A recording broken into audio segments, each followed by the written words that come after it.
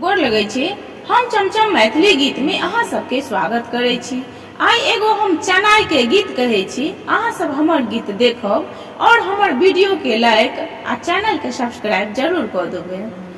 देखू